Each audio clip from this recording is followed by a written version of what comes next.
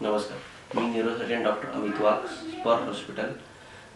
आज मी तुमच्याशी बोलणार आहे ट्रायजेमिनल न्यूरॅल्जिया या आजाराबद्दल. ट्रायजेमिनल न्यूरॅल्जिया आजार हा बेसिकली असतो काय, हा खूप जणांचा प्रश्न आहे.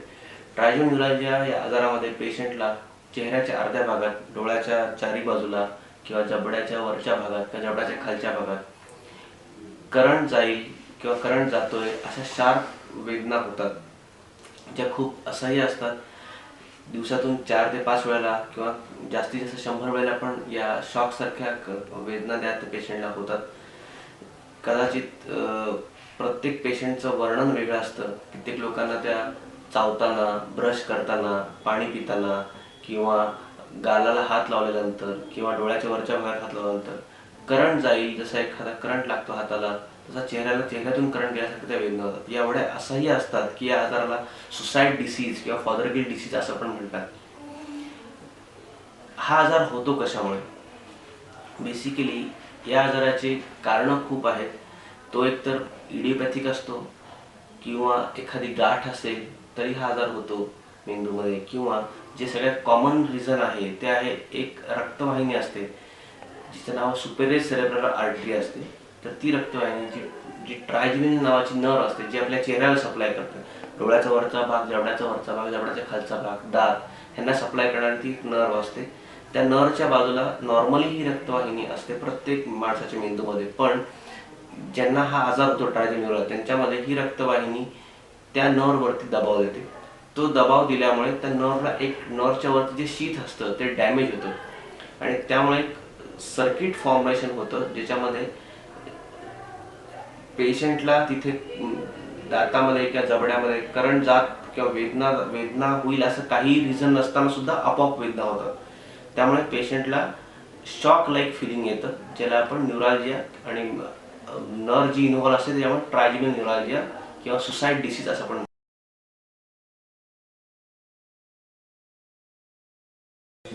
ट्रायजेमिनल न्यूरॅल्जिया या आजाराच्या ट्रीटमेंटबद्दल आपण थोडंसं बोलूया.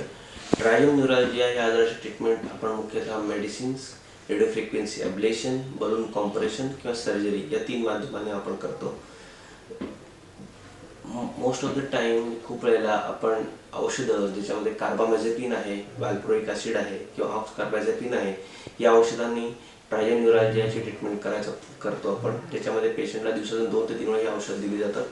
ही औषध दिल्यामुळे पेशंटचं जे शॉक लाईक सेन्सेशन आहे ते कमी होतं, पण ही औषधं थांबवल्यानंतर पुन्हा पेशंटला हा त्रास चालू होतो. ज्यांना औषधांनी पण फरक पडत नाही किंवा औषधं बंद केल्या पुन्हा त्रास चालू होतो, अशा पेशंटला आपण radio frequency ablation, balloon compression किंवा मायक्रोव्हास्क्युलर डिकॉम्प्रेशन ह्याचा आपण ऑप्शन देत असतो. बलून कॉम्प्रेशन किंवा रेडिओ फ्रिक्वेन्सी ॲब्लेशन ह्याच्यामध्ये पेशंटच्या जबड्याच्या वरच्या भागातून आपण सुईनी ट्रायजेमिनल जी नर्व आहे त्या नर्वचा न्यूरोलायसिस किंवा डायथर्मीनी त्या नर्वचा न्यूरोलायसिस करतो, ज्याच्यामुळे पेशंटचा न्यूरॅल्जिया किंवा शॉक लाईक सेन्सेशन पूर्णपणे नाहीसे होतं. या रेडिओ फ्रिक्वेन्सी ॲब्लेशनचा रिझल्ट ऑलमोस्ट 80% आहे. ते जर का रेडिओ फ्रिक्वेन्सी ॲब्लेशन सुद्धा फेल होत असेल तर आपण बलून कॉम्प्रेशनचा ऑप्शन विचार करतो, ज्याच्यामध्ये आपण शिरेवरती एक छोटासा बलूननी प्रेशर दिलं जातं तात्पुरतं, आणि जे प्रेशर रिलीज केल्यानंतर पेशंटचा ट्रायजेमिनलचा आजार बरा होतो. ज्या पेशंटना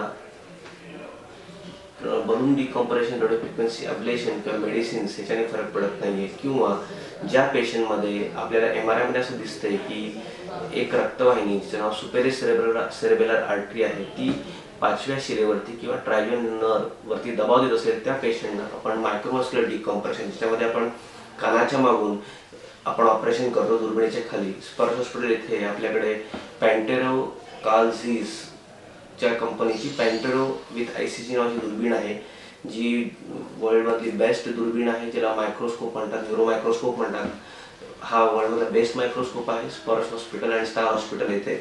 या दुर्बिणीखाली आपल्याला ही रक्तवाहिनी आणि शीर 3 डायमेन्शनल किंवा हाय HD मध्ये मोठे दिसते, आणि ज्यामध्ये आपण रक्तवाहिनीला किंवा शिरेला एका चादरीने गुंडाळतो, ज्यामुळे त्या दोघांचं एकमेकांना जे होणारं घर्षण आहे ते थांबलं जातं. घर्षण थांबल्यामुळे पेशंट जी ट्रायजेमिनल नर्व आहे तिला जो होणारा डॅमेज आहे रक्तवाहिनीमुळे तो थांबतो, आणि तो डॅमेज थांबल्यामुळे पेशंटला लगेचच सिम्पटम्स पासून रिलीफ मिळतो, म्हणजे शॉक लाईक सेन्सेशन इमिजिएटली सर्जरीच्या नंतर बंदच होतं. या सर्जरीला मायक्रोव्हास्क्युलर डिकम्प्रेशन म्हणतात. हे आम्ही कार्ल झीस पॅन्टेरो या न्यूरो मायक्रोस्कोपच्या अंडर करतो, ज्याचे रिझल्ट्स खूप एक्सलंट आहेत.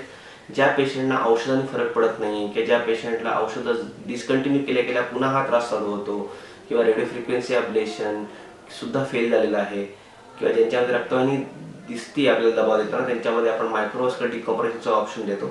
जे ऑपरेशन 1.5 तासाचं ऑपरेशन असतं.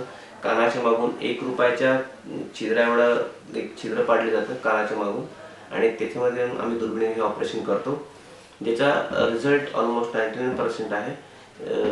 गादी ठेवल्या दोन्ही भाग जे आहेत रक्तवाहिनी आणि शीर एकमेकांपासून दूर होतात, आणि गादीमुळे रक्तवाहिनी शिरेला इजा करत नाही, आणि हा त्रास लगेचच बरा होतो.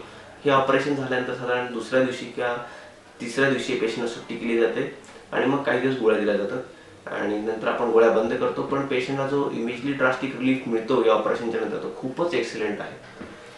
आणि this is the treatment of choice for trigeminal neuralgia which is called as microvascular decompression, which is जे आपण दुर्बिणीच्या खाली करतो. या व्हिडिओच्या शेवटी मला खूप साऱ्या पेशंटना किंवा जनतेला सांगायचं आहे की ट्रायगोन्युराल्जिया हा खूप अंडर डायग्नोज्ड आहे, ज्याचं निदान खूप लवकर होत नाही. खूप वेळा दाताची ट्रीटमेंट केली जाते किंवा दात काढले जातात, दातातून सणत जात असते पाणी पिताना, आईस्क्रीम खाताना, किंवा खूप बाकी काही जबडा उघडला तरी दातातून करंटसारखा फिलिंग येत असतं दातातून किंवा जबड्याच्या वरच्या भागात, डोळ्याच्या आजूबाजूला.